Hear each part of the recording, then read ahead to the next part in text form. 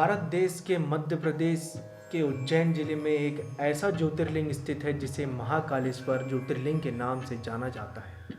यह 12 ज्योतिर्लिंगों में से एक ऐसा ज्योतिर्लिंग है जो दक्षिण मुखी है और यहाँ प्रतिदिन 5,000 से ज़्यादा भक्त पूजा के लिए आते हैं। त्योहारों पर तो यहाँ 20,000 से 30,000 भक्तों का तांता लग जाता है। महाकालेश्वर ज्योतिर्लिंग एकमात्र दक्षिण मुखी ज्योतिर्लिंग है जो अपने आप प्रकट हुआ था।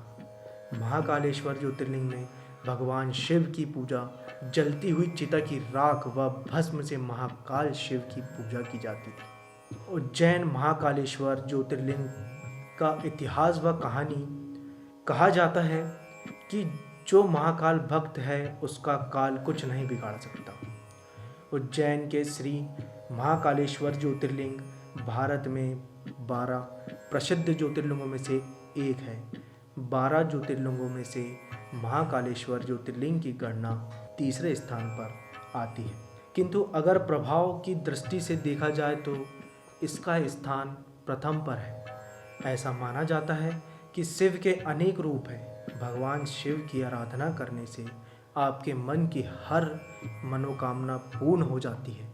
भगवान शिव पूरी पृथ्वी पर अलग अलग स्थानों पर अनेक ज्योतिर्लिंगों के रूप में विराजमान है। मध्य प्रदेश के उज्जैन में पुण्य सलीला क्षिप्रा नदी के तट के निकट भगवान शिव महाकालेश्वर ज्योतिर्लिंग के रूप में विराजमान है।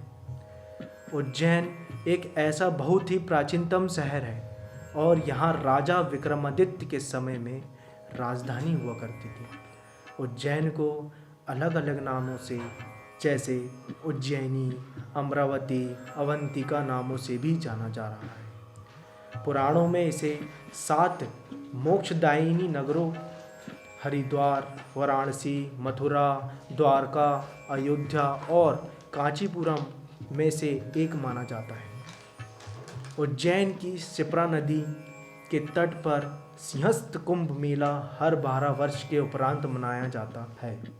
इस दिन यहाँ एक साथ 10 प्रकार के दुर्लभ योग बने होते हैं, जिसमें आपको वैशाख माह, मेष राशि पर सूर्य, सिंह पर बृहस्पति, स्वाति नक्षत्र, शुक्ल पक्ष पूर्णिमा आदि सभी चीज़ें एक साथ देखने को मिल जाएंगी। महाकालेश्वर ज्योतिर्लिंग का अपना एक अलग ही महत्व है।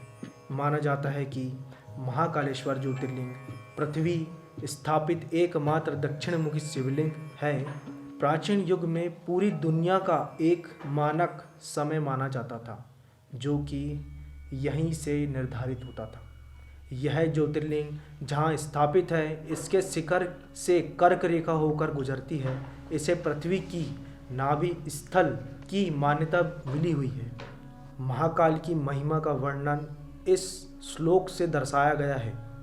पता चलता है कि आकाश में तारक लिंग प्रसिद्ध है और पाताल की बात करें तो हाटकेश्वर लिंग प्रसिद्ध है, और अगर पृथ्वी पर देखा जाए तो महाकालेश्वर ज्योतिर्लिंग ही एक मान्य ज्योतिर्लिंग है। महाकालेश्वर ज्योतिर्लिंग का इतिहास व कहानी को हम आगे इस तरह देखेंगे।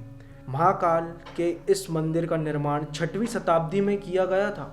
अगर इतिहास को पढ़ा जाए तो पता चलता है कि उज्जैन में 1107 से 1728 ईस्वी तक यवनों का शासन हुआ करता था। इनके शासनकाल में लगभग 4500 वर्षों की हिंदुओं की प्राचीन धार्मिक परंपरा व मान्यताओं को पूरी तरह से खंडित व नष्ट करने का भरसक प्रयास किया।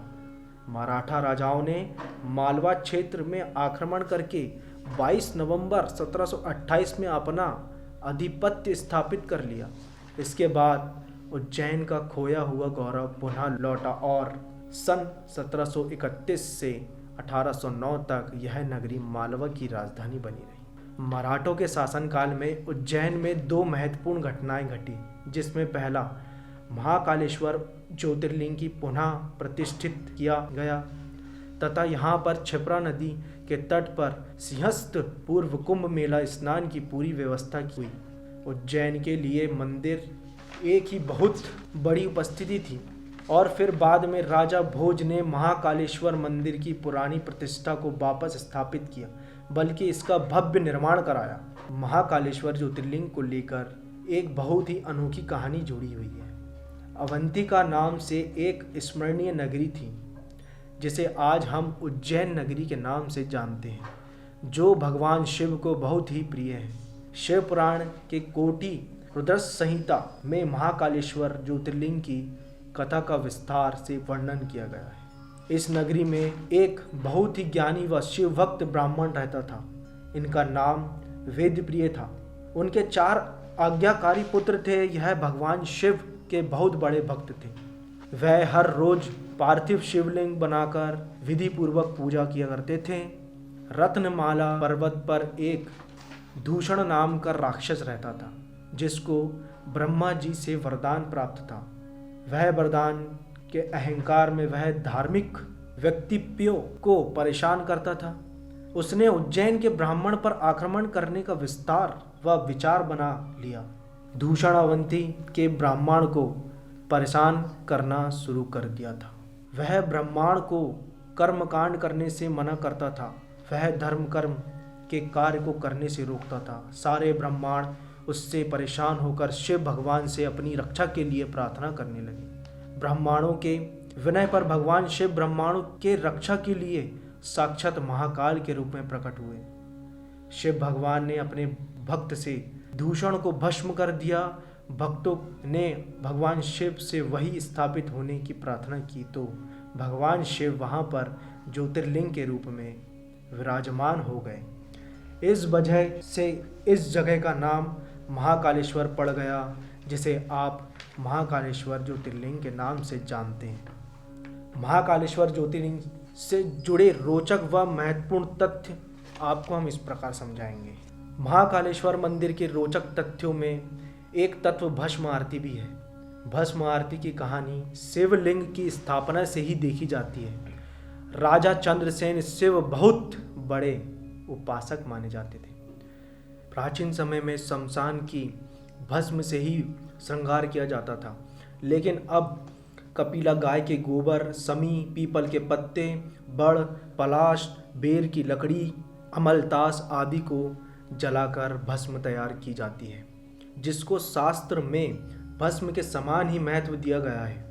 रोज सुबह भोर से पहले सुबह 4 बजे आरती की जाती है और विधिवत तरीके से मंत्र के उच्चारण द्वारा भस्म चढ़ाई जाती है।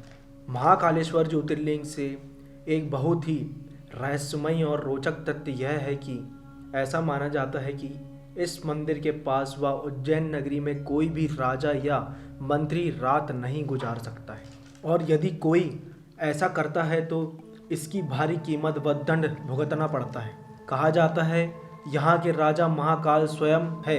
इसको लेकर बहुत सारे उदाहरण भी प्रसिद्ध हैं। एक बार की बात है, देश के 4थे प्रधानमंत्री यहाँ पर एक रात गुजारी थी और अगले ही दिन उनकी सरकार गिर गई थी। महाकालेश्वर एक बहुत ही विशाल परिसर में मौजूद है।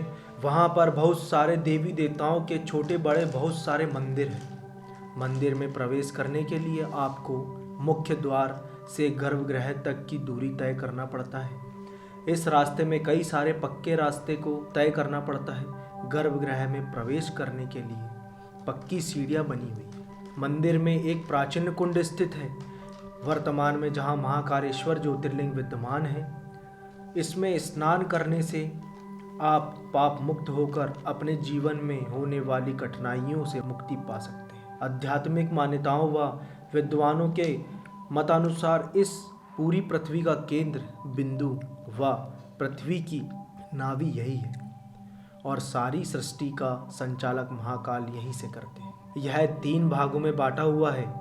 नीचे के भाग में हम महाकालेश्वर, बीच में ओमकारेश्वर और ऊपर के भाग में श्री नागचंद्रेश्वर मंदिर को देखते हैं। गर्भगृह में विराजित भगवान महाकालेश्वर का विशाल शिवलिंग दक्षिण दिशा में है, इसलिए इसको दक्षिणमुखी शिवलिंग कहा जाता है, ज्योतिष में जिसका विशेष महत्व होता है। गर्भगृह में आप माता पार्वती, भगवान गणेश और कार्तिकेय की मोहक प्रतिमाओं के दर्शन कर सकते हैं। गर्भगृह में नदी दीप स्थापित है जो कि सदैव प्रज्वलित होता रहता है। महाकालेश्वर मंदिर में मुख्य आकर्षण की बात करें तो यहाँ भगवान महाकाल की भस्म आरती, नागचंद्रेश्वर मंदिर भगवान महाकाल की शाही सवारी प्रसिद्ध है। महाकाल मंदिर में भस्म आरती के लिए पहले से ही बुकिंग करवाना अनिवार्य होता है। उज्जैन नगरी में हर सिद्धि, काल भैरव, विक्रांत भैरव के मंदिर स्थापित हैं। हर 12 वर्ष के बाद पड़ने वाला कुंभ मेला यहाँ का सबसे बड़ा मेला है, जिसमें देश विदेश कई साधु संत आते हैं और बहुत ही ज़्यादा तादाद में श्रद्धालुओं का जमावड़ा लगा रहता है। महाकालेश्वर उज्जैन के प्राचीन नागेश्वर मंदिर को साल में एक बार ही दर्शन के लिए केवल नाग पंचमी के उपलक्ष्य पर श्रद्धालुओं के लिए खोला जाता है। इसी के साथ साथ श्रावण मास में भगवान महाकाल की शाही भव्य सवारी भी निकाली जाती है। हर सोमवती अमावस्या पर उज्जैन में श्रद्धालु पुण्य सलीला श्रीपा स्नान के लिए पधारते हैं।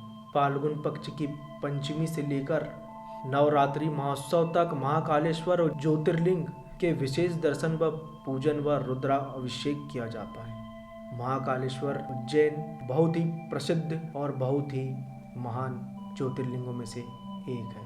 आज के इस वीडियो में हमने महाकालेश्वर ज्योतिर्लिंग का इतिहास, इससे जुड़ी कथा और रोचक व महत्वपूर्ण तथ्यों के बारे में जानकारी प्राप्त की है।